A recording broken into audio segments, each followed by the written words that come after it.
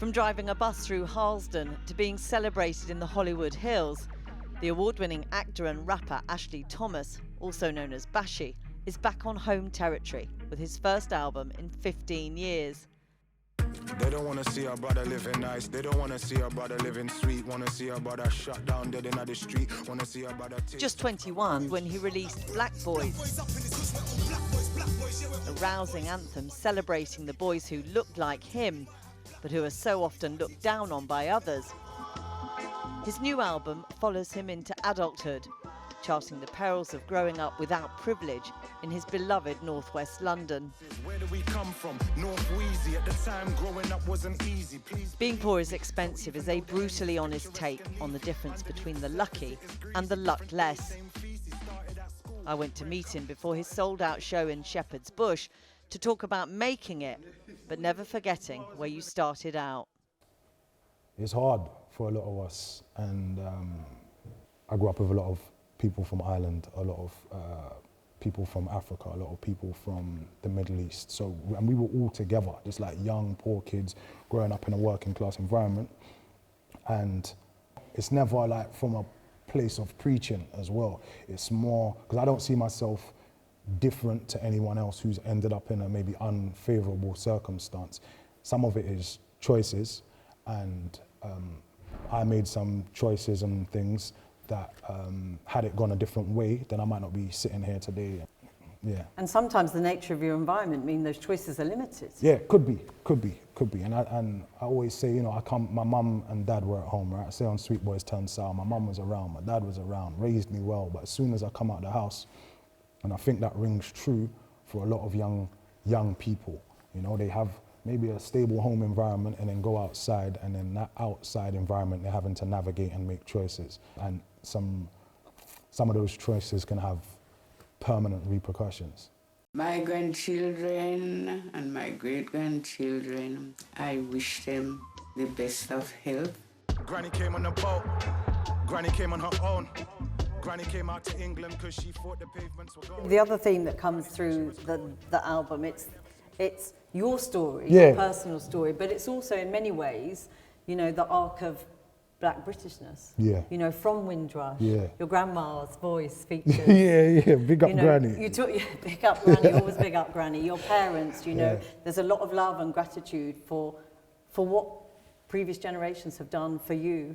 Yeah, and just some of the groundwork that people from that generation have put in so that someone like myself and my friends and my peers and my kids can walk the streets safely. They've fought for a lot of rights, and it shouldn't be forgotten. It should be like, we should remind people of the importance and the sacrifice. And the sacrifice were enormous, but also the hostility, you know, in Made in Britain, you talk about still feeling the enemy. Yeah, sometimes. And that's a tragedy, isn't it, after all this time? Yeah, I think, you know, it's easier for people who want to divide us in the community to fill us with narrative that we're against each other, and really we need to stick together. That's how black men lose their smile. That's how black men lose their life. The world has made me hate myself. I'm scared of men that look like me. There's real sadness in a way, you know, how black men lose their smile. That idea, you know, the devastating line about, you know, being scared, almost being taught to be scared of people who look like you. Yeah. How do you fight against that? I don't know. So how black men lose their smile, what that is it's explaining how the experience of, it's called like death by 1,000 cuts, and it's how small daily things can chip away at someone and then eventually lead to someone's death. Your success has been extraordinary. You know, you've gone on to be a really successful actor. You know, you go from driving a bus through Harlesden to Hollywood. It's literally that journey that not everyone will make. If you've been poor or been from a poor community, you either run as far away as possible or you recognise what it's given you.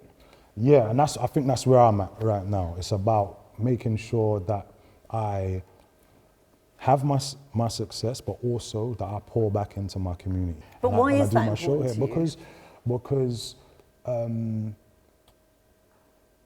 like I was saying before, if someone just has an opportunity, it can change their whole life. It is quite evident you care deeply about young people. I mean, that's evident in I think throughout the album and everything that you say in the interviews that Not just young people though, just like all of us in the community, because there's people my age who are... You are young to me. Yeah, Everyone is young to me, I'm afraid. Yeah, sure. But just like even my friends, right? Just like people are going through a tough time. My age, older, a bit younger. Just people in the community, all from the same place. It's not.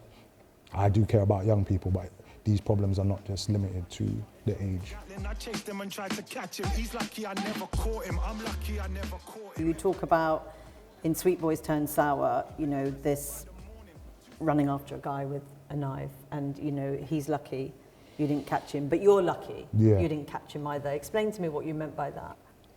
I made a bad choice that day, and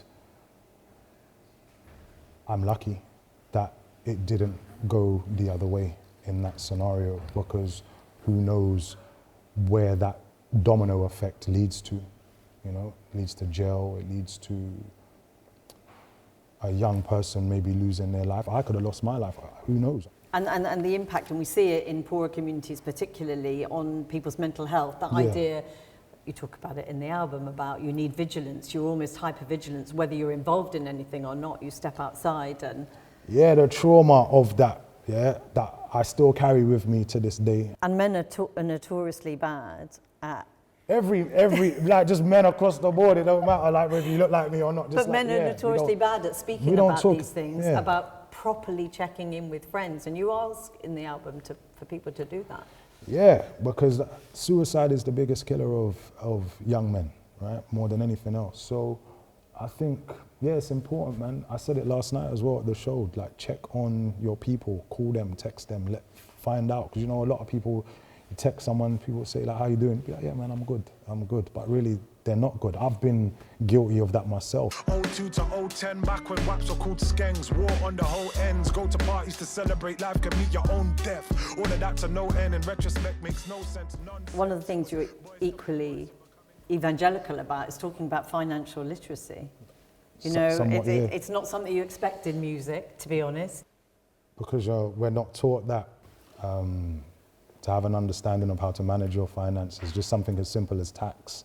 Even like younger, you know, actors or musicians will say, oh, have you got any advice? And I think they think that I'm gonna offer them like creative advice. And I'll be like, yeah, bro, like... Get a pension. Yeah, put some money aside for your taxes. If you only had one message that came out of it, if that's all you're allowed, is there any specific message that you would like people to take away from it?